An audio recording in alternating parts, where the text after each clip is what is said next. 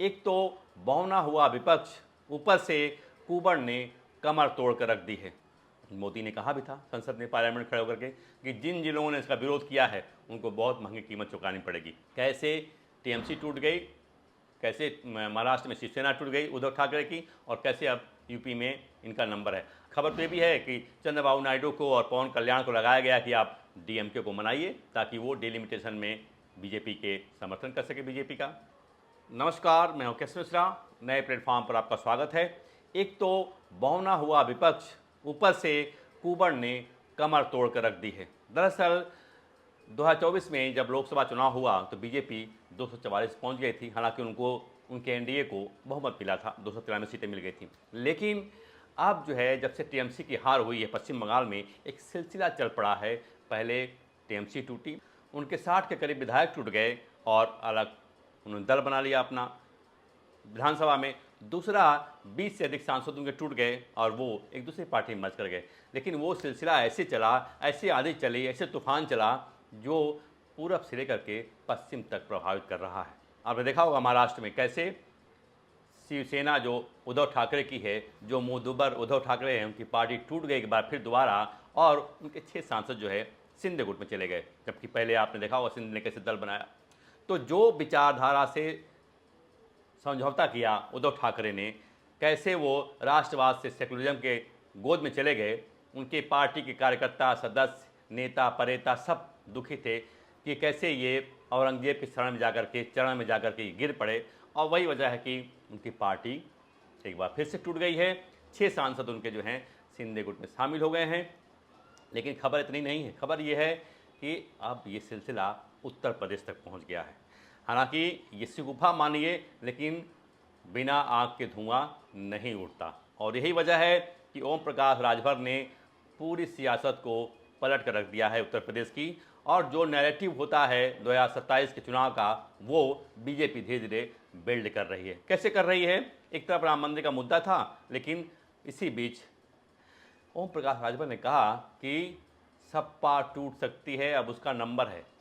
हालांकि ये ऐसा नहीं कि सपा पहले भी नहीं टूटी, पहले टूटी है, 8 से 10 विधायक में टूट चुके हैं। लेकिन कोई बहुत बड़ी टूट सपा में अब तक नहीं हुई है। लेकिन उनका मुकाबला आज एनडीए से है, मोदी सरकार से है, चाणक्य जो हैं अमित शाह हैं उनसे हैं। हम केवल एक तरफा बात नहीं कर रहे हैं। ये सच है कि अगर बीजेपी कल चाहे तो उत्तर प्रदेश में सपा टूट सकती है। सपा के पास 37 सीटें हैं, उनको टूटने के लिए 26 सांसद चाहिए।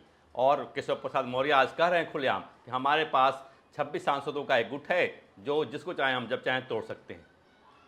इस दावे में दम है। जैसे लोग टूट रहे हैं, आप सोचिए, जो सांसद बनता है, जो विधायक बनता है, 8 से 10 सांसद या विधायक ऐसे होते हैं जो गरीब परिवार से होते हैं, अपनी उपलब्धि, अपनी मेहनत के दम पर आगे निकलते हैं और जी जाते हैं।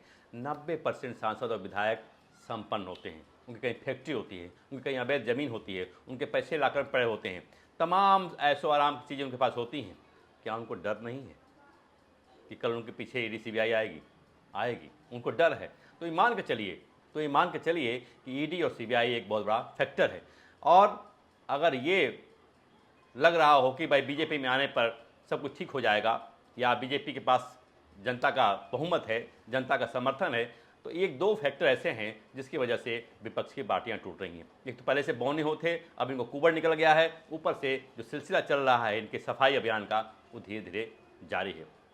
आप सोचिए उद्धव ठाकरे ने की पार्टी जो है कैसे टूटी है, क्योंकि वो अपने सेकुलरिज्म की चादर ओढ़ लिए हैं, कंबल ओढ़ लिए हैं और उसमें घी पी रहे हैं। आप इससे भी हैरान करने वाली तस्वीर, आप जरा तमिलनाडु में जाइए, कांग्रेस को 5 सीटें मिली महज विधानसभा चुनाव में, 5 सीटें। और डीएमके जैसे मजबूत साथी को छोड़ करके वो कूद करके और चले गए टीवीके के पास। अब टीवीके के पास चले गए कांग्रेसी। सोचिए, इनके पास इनका कोई सिद्धांत है, इनका कोई वजूद है, इनकी कोई विचारधारा है, इनकी कोई सोच है, इनकी कोई अपनी रणनीति है? नहीं है। इनको लगा कि एक एटीएम आ गया है तमिलनाडु में और चलते हैं उधर, वरना पार्टी कार्यकर्ता कैसे मलाई खाएंगे। तो पार्टी कार्यकर्ताओं को मलाई खिलाने के लिए, पार्टी को मजबूत करने के लिए ये 5 सीट लेके चले गए टीवीके के पास। अब कितना बड़ा धोखा! जहां इस तरह की विचारधारा हो, जहां इस तरह की जो है अवसरवादिता हो, आप उससे सोचेंगे नहीं वो हरिश्चंद्र हैं, कभी संभव हो सकता है? जो इतनी बड़ी पार्टी है, 5 एमएलए पा करके कैसे वो अवसरवादिता दिखा रही है, यहाँ तो 26-26, 37-37 सीटें पा करके लोग टूट जा रहे हैं। ममता की पार्टी में 41 सांसद हैं और वो टूट गई। तो केवल ये पैमाना ये कह देना कि नहीं बीजेपी ईडी का विरोध कर रही है और बीजेपी ईडी का उपयोग कर रही है, सीबीआई का उपयोग कर रही है, आप तो 5 सीट के लिए असहभागिता में चले गए। तो यहाँ तो बीजेपी के पास एक बहुत बड़ा कुनबा है, हर कोई आना चाहेगा, कौन नहीं जाना चाहेगा बीजेपी में, चलते बीजेपी शामिल हो जाए, हमारी जीत सुनिश्चित हो जाएगी। तो यही हो रहा है, चाहे वो पश्चिम बंगाल हो, चाहे महाराष्ट्र हो, चाहे अब यूपी का नंबर लगने वाला है। इसमें कोई दो राय नहीं कि यूपी में सांसद नहीं टूट सकते हैं। आपको बताया मैंने, कोई इसमें दूध का धुला नहीं है। जो पॉलिटिक्स बनता है वो कहीं ना कहीं 420 सीट चोरी चमारी धिक्कारी लपटई छिनती से मैक्सिमम बनते हैं, अपराधी होते हैं मैक्सिमम, और उसके बाद सियासत में आते हैं। आप जानते हैं इनके बारे में, धन दौलत की कोई कमी नहीं होती है, जीतने के बाद और बढ़ जाता है। तो जो 37 सांसद हैं सपा के उत्तर प्रदेश में, तो उसमें क्या 20-25 ऐसे नहीं होंगे जो कुबेर होंगे, धन कुबेर होंगे, अरबपति करोड़पति होंगे। तो क्या वो अपना पैसा बचाएंगे? नहीं वो।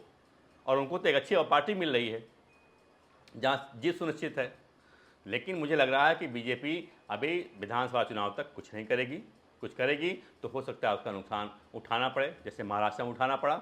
इसलिए मुझे लगता है कि बीजेपी फूक के कदम रख रही है, और अगर कुछ होता भी है तो वो 2027 के चुनाव यानी 6 महीने बाद जो चुनाव होने वाले हैं विधानसभा के यूपी में, उसके बाद कुछ हो सकता है कि बीजेपी इनमें तोड़फोड़ करे या उसको स्वीकार करे। लेकिन एक जो सबसे बड़ी बात सामने आ रही, जो खबर आ रही है, वो है नारी बंधन अधिनियम और डिलिमिटेशन।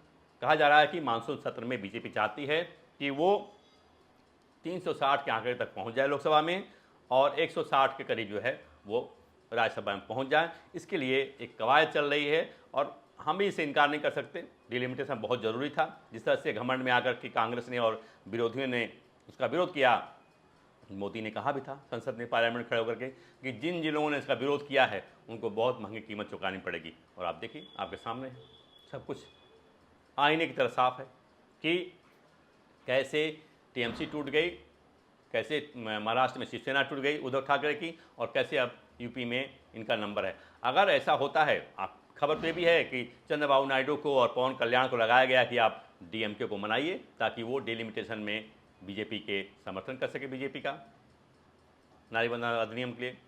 तो मुझे लगता है कि ये चल रही है, अंदर खाने चीज़ें चल रही हैं कहीं ना कहीं। मैंने पहले कहा आपसे कि बिना आग का धुआं उठता नहीं है, तो कहीं ना कहीं आग है तभी धुआं उठ रहा है।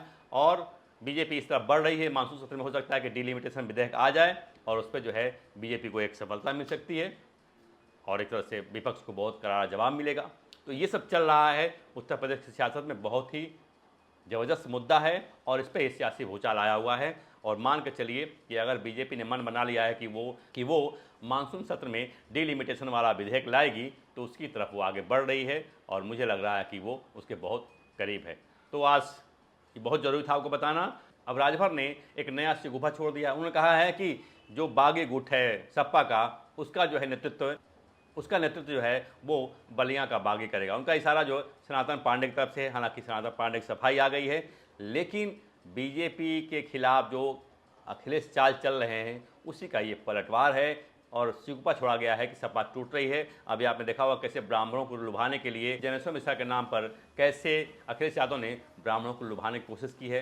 लेकिन देखिए, जनेश्वर मिश्रा का दुर्भाग्य रहा या ब्राह्मणों का दुर्भाग्य है कि वो कहते थे कि मैं ब्राह्मण नहीं हूँ। उन्होंने अपने जनेऊ तोड़ फेंके थे और वो कहा था कि ना, मैं स्टूडेंट लाइफ से ही इसका विरोध करता रहा हूँ, मैं ब्राह्मण नहीं हूँ, मैं आप बिल्कुल समाजवादी हूँ। तो जो खुद को ब्राह्मण नहीं मानते थे, उनके नाम पर ब्राह्मणों का सम्मेलन बनाया जा रहा है। हालांकि ब्राह्मण, पता ही है आपको कि बीएसपी भरे चले गए थे, लेकिन सपा में जाना बड़ा मुश्किल है, क्योंकि जिस तरह से अपमान इनके द्वारा किया जाता है ब्राह्मणों का, रह रह करके। अभी आपने देखा होगा राजकुमार भाटी ने कैसे ब्राह्मणों के लिए अपशब्द बोले थे।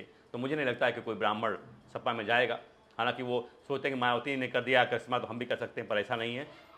काठ की हांडी जो है बार बार नहीं चढ़ती है, और जो ब्राह्मण है वो तो पहले से इंटेलेक्चुअल रहा है, वो पता है सपा के बारे में, सपा किस सोच की रहती है, किधर जाएगी वो। अखिलेश जो है औरंगजेबी सोच रखते हैं, उनको पता है कि वो मुस्लिमों का तुष्टिकरण करते हैं, तो उनके लिए सबसे पहले मुस्लिम हैं, बाद में यादव हैं, और तीसरे चौथे पाँचवें नंबर पर जो है अन्य जातियाँ हैं। तो निवेदन आपसे है कि आप मेरा समर्थन करिए, और केवल फॉर्मेलिटी नहीं कर रहा हूँ, आपसे निवेदन कर रहा हूँ, वीडियो को लाइक करें, सब्सक्राइब करें, शेयर करें, लोगों तक बढ़ाएं। जो सहयोग हो सके आप मुझे सहयोग करें और आपसे यही निवेदन है। थैंक यू, नमस्कार।